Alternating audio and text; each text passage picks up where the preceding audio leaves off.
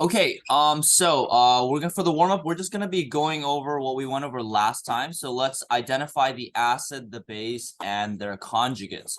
Now, if you guys remember, the definition of an acid that we learned about last time, it's gonna be H plus donor. So whatever chemical gives a hydrogen to the other chemical is going to be your acid. Okay, and then your base is going to be your H plus acceptor. Okay, so those are the definitions we talked about last time. So if you guys remember, H plus acids give an H plus to a chemical, and then the chemical that receives the H plus is your base.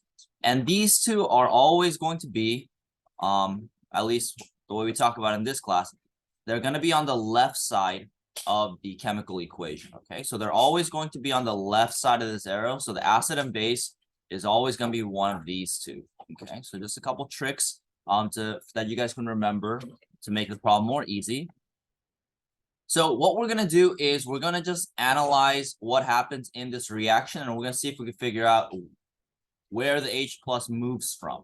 Okay, so let's take a look at the first chemical because that's kind of the easiest one to work with. If you guys notice, it's HNO2. Okay, now it's going to turn into one of these two. All right, and it's pretty easy to tell that it's probably going to turn into this one, right? Because you see the NO2 and the NO2. So as you go from HNO2 to NO2, does the chemical lose an H plus or gain an H plus? Yeah, it loses an H plus, right? And you can tell because there's an H on this side, but there's no H on this side.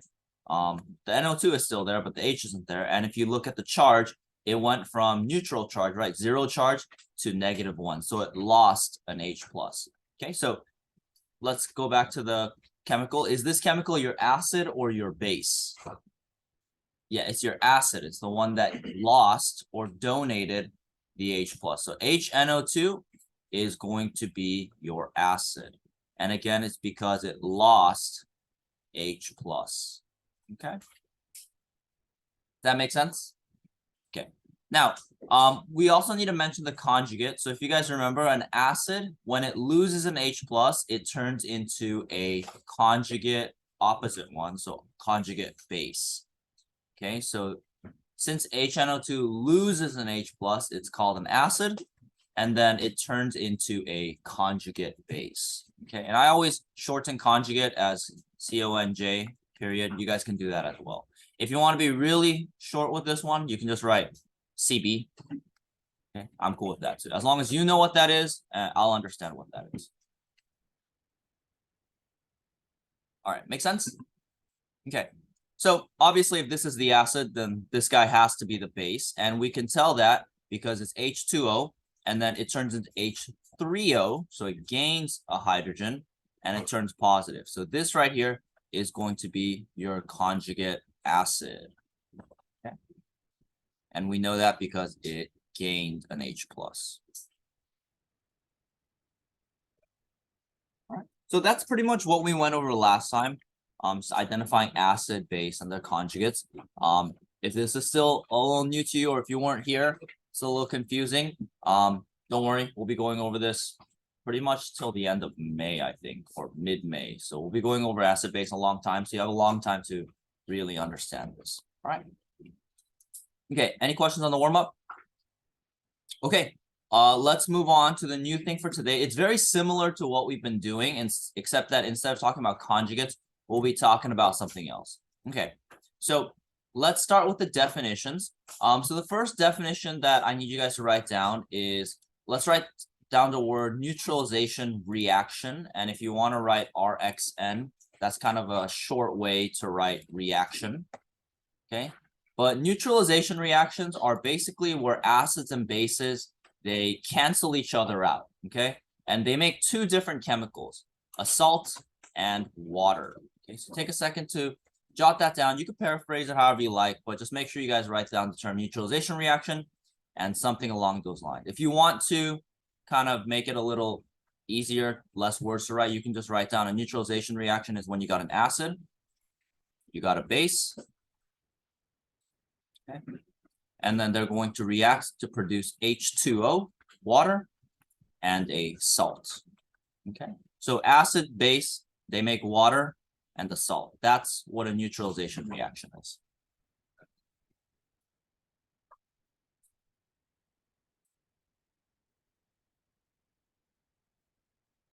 All right, now one thing I do want to mention before we go forward is some of you guys might be more comfortable instead of writing H2O, writing it like this, HOH. And you'll see why in just a second, but just if you want, you can jot this somewhere in your notes that water, you can write it as H2O or HOH. I'll kind of be going back and forth between the two. Especially in the beginning, I'll be writing HOH because it'll make a little bit more sense. So just if you want a little reminder, just remember that HOH is the same thing as water, okay? Because it's H2O, but you just split up the hydrogens, okay? All right, so let's get into the first problem. It's kind of similar to what we did last unit, if you guys can tell. I'm going to be giving you guys two compounds, and then you're going to be figuring out what is made on the other side of the reaction, okay?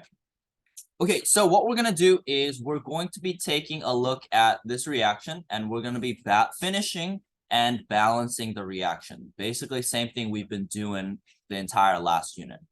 Okay, so what we want to do is we want to figure out what these chemicals break down into. Exactly the same thing that we did before. Now, I'll make it a little bit easy for you guys. If you guys ever see something like this with H just hanging out by itself, you can be very certain that the H plus is going to come out. So this chemical is going to break down to H plus. And then if you guys want your solubility chart or just basic math, you can figure out that this turns into Br minus. Okay. So again, literally the same thing we've been doing the entirety of last unit.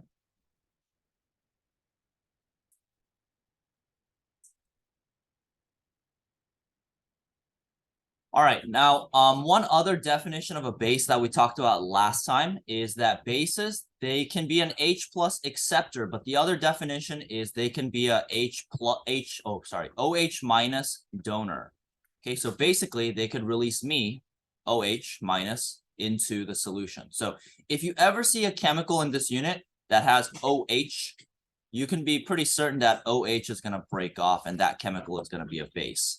So this compound right here is going to release OH minus, right? And it's going to release two of them.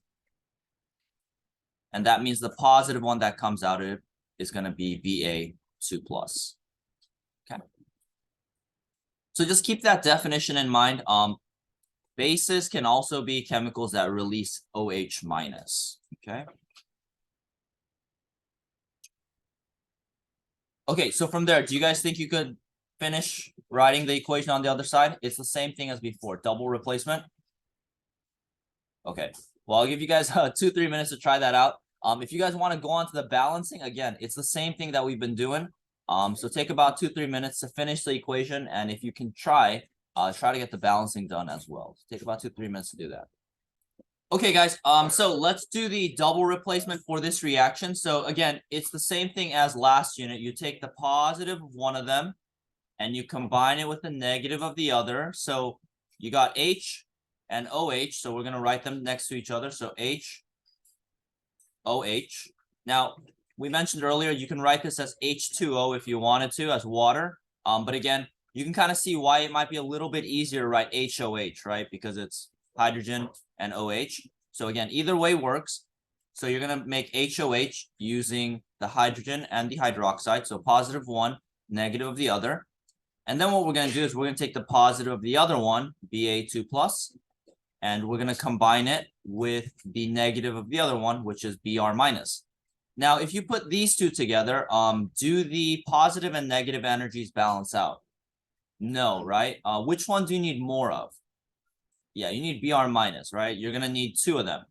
So you put a 2 behind the Br, and that way they can balance out the charges. Okay, so again, it's the exact same thing that we've been doing. We just take the positive one of them, combine it with the negative of the other, and then we're going to get our equation. Okay? Yes. Yeah, and so that's why we have to balance it now. So when we do it's the same thing as before. When we take the positive and negative, just consider one of the ions each. Yeah, so the other OH, we're going to take that into account now by balancing the equation. So we're going to make a little chart with all of the ions, H, Br, Ba, and OH. We're going to count up how many we have on each side, and then we're just going to make sure that we end up with the same amount on the left side and the right side. Okay, so again, this should be part A right here is literally the same thing that we've been doing for over like 2 months now. It's what we did last unit. We're just bringing it over into this unit with some different chemicals. Okay. All right, so let's count up the elements on both sides. How many hydrogens on the left side? So technically 3, yeah, because of the H and the OH here, but sorry, that was a bad question. How many OHs on the left side? 2, okay, yeah. So we're gonna take into account these hydrogens, sorry about that. And then there's 1 hydrogen by itself like that. I apologize, that was poorly phrased. Okay, how many Brs? 1. And how many Bas? 1, good.